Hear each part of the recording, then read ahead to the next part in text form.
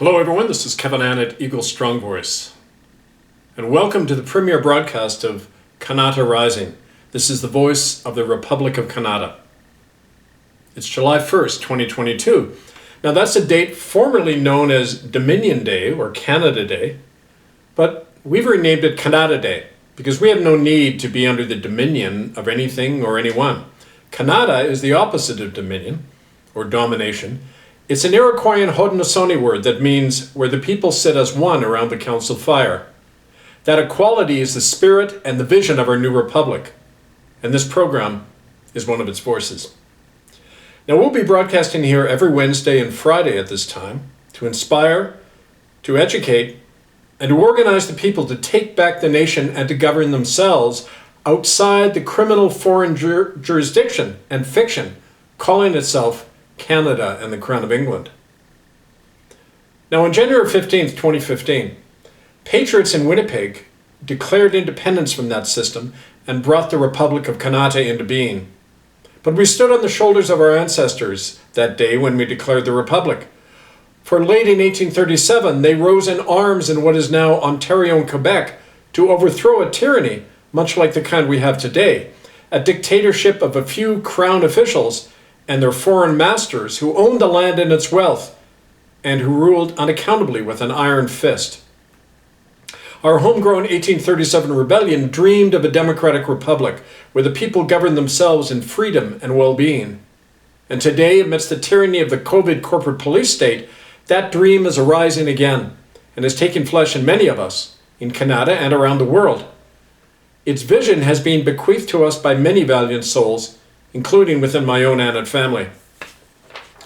This was a picture of my great-great-great-grandfather, Philip Annett, who took part in the Upper Canada Rebellion in 1837. He was a farmer and a blacksmith who lived with his family near what's now Watford, Ontario, having immigrated from England in 1829 after fleeing from there for being persecuted for their Baptist faith. Now here's how Philip described his newfound home in the nation he envisioned in a letter he wrote to his relatives back in Wiltshire, England, a year after he arrived in Watford. He wrote, "You must all come to the Canadas whilst you still can, otherwise you will starve. Here there is everything you need, the land so rich you scarce need any dung, able to grow corn, wheat, and barley in abundance. Here there are no game wardens or lords over you, no poor laws, scarcely any taxes. This is a land of liberty and plenty, and we aim to keep it so." Well, 7 years after writing these words, Grandfather Philip took up his musket and with the local patriot militia marched on London and Toronto to defend his liberty and plenty by fighting to the death against those who threatened it. The British Crown and their mouthpiece, the Anglican Church, who were claiming all of the land and evicting the farmers for their own profit. Well, Philip and his comrades fought, along with Papineau and Mackenzie, but they were defeated. And somehow Grandfather escaped the hangman and the deportations that followed. And because tyranny triumphed then, Canada became the autocratic police state that it is now, where most laws are passed not by Parliament, but by a few unknown bureaucrats in secret orders in council, where the courts subvert justice and the rule of law, and where the land and its wealth is stolen by foreign powers, specifically now China, who thanks to the Harper and Trudeau governments are buying up all our resources and can now even station their troops on Canadian soil. Well, not a single politician of any party has ever objected or fought against this treason, nor can they, for they are all the sworn agents of one person, Elizabeth Windsor, so-called Queen of England, the criminally convicted autocrat who, in league with the Vatican, is financing and colluding with that Chinese takeover. Well, Canada has always been a rigged game serving a few. And it was no accident that such a tyranny and its church allies operating through rule by decree got away with murdering over 60,000 children in the Indian residential school death camps and is continuing that genocide today. Well, friends, it's a time for all of us to put a final end to this tyranny, this mass murder, and this insanity. But it won't happen overnight or even this year. Our fight will span generations, and so we need to be clear determined, and organized as one is in a time of war. We've begun that fight, but not by asking for anything from the government or from any other irredeemably criminal power. Instead, we are announcing our allegiance to Canada and the Crown, pulling people out of the system and reclaiming and reinventing our nation through our own constitutional Republic of Kanata and through the citizenship cards that any of you can take, which automatically nullifies your status in the old system. Unless we take that step, we'll all remain complicit in the crime of genocide and tyranny, and we'll have no basis to expect justice or liberty for ourselves. We must first disown the blood on our hands if we are to own a new and better future. Well, that's our purpose here on Kanata Rising and on all the work we do. Every Wednesday and Friday, we'll be presenting news and analysis, educationals, and reports from the front lines of our fight to build our new nation. We'll be hearing from the men and women who have formed their own local republic assemblies and courts and who are passing and enforcing their own laws. Well, some of those laws include the one we passed on September 8th, 2020, that outlawed all COVID measures across Kanata and empowered citizens to arrest and prosecute in our courts anyone forcing the COVID injections or other attacks on us. And also the law that nullified taxes to the criminal federal government and keeps that money in our communities. Well, everywhere we're meeting with support, including from the police, some of whom have already joined the Republic. After all, recent opinion polls show that nearly 60% of Canadians want a republic and an end to ties with the obsolete British Crown.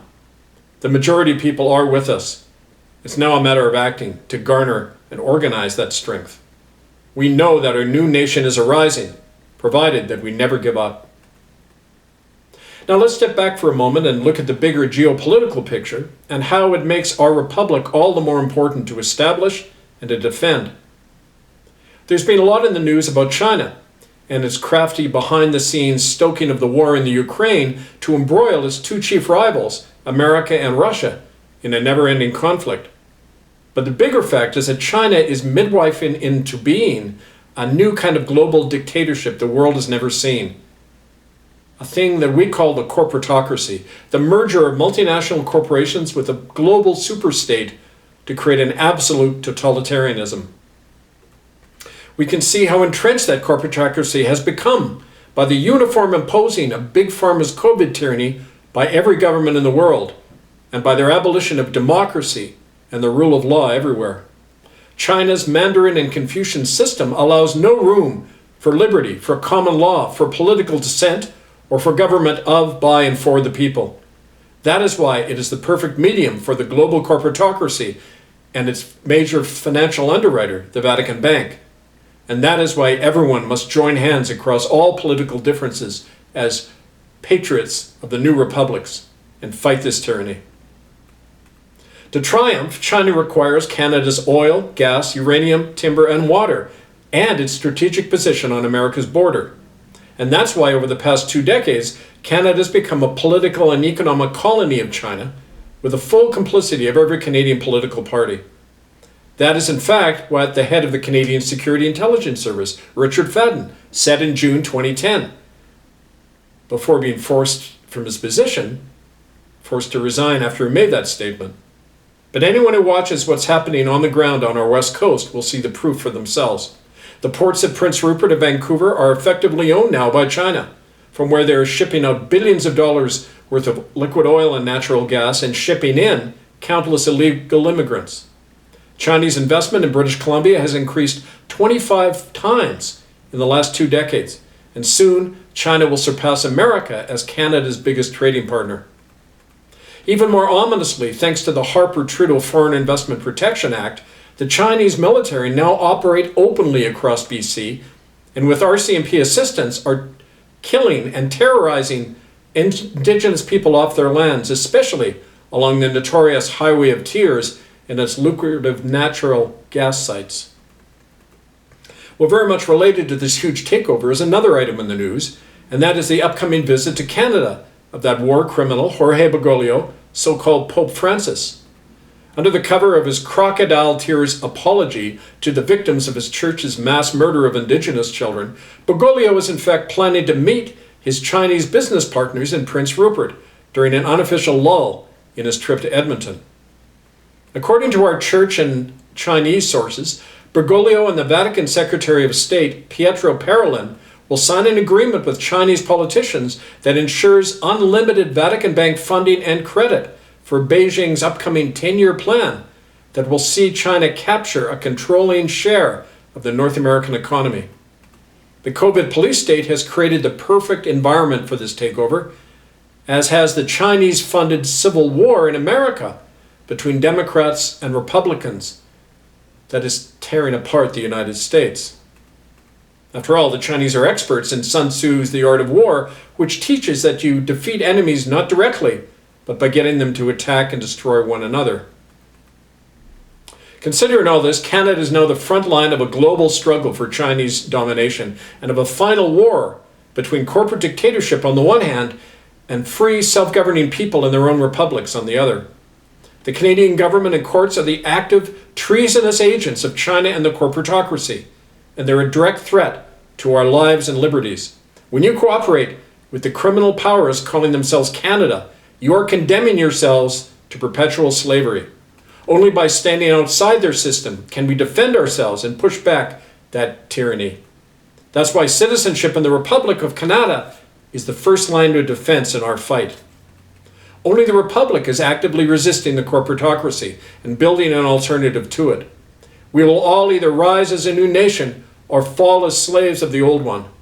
For Kanata to rise, Canada must fall.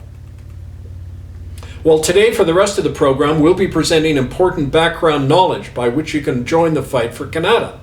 These are from previous interviews concerning the nature of our republic and the history of genocide in Canada that prompted its formation. Next Wednesday, July 6th, we'll continue with frontline reports from our citizens across Kanata who are reclaiming their communities. And in the meantime, learn more and stand with us by seeing our websites republicofkanata.org and murderbydecree.com. Listen to our blog radio show Here We Stand every Sunday at 3 p.m. Pacific, 6 p.m. Eastern at bbsradio.com/herewestand. And take out citizenship and form a local Republic cell or assembly by writing to Republic National Council at protonmail.com. The choice to stand or to fall is in your hands. This is Kevin Annett, Eagle Strong Voice for the Republic and the Resistance. I thank you.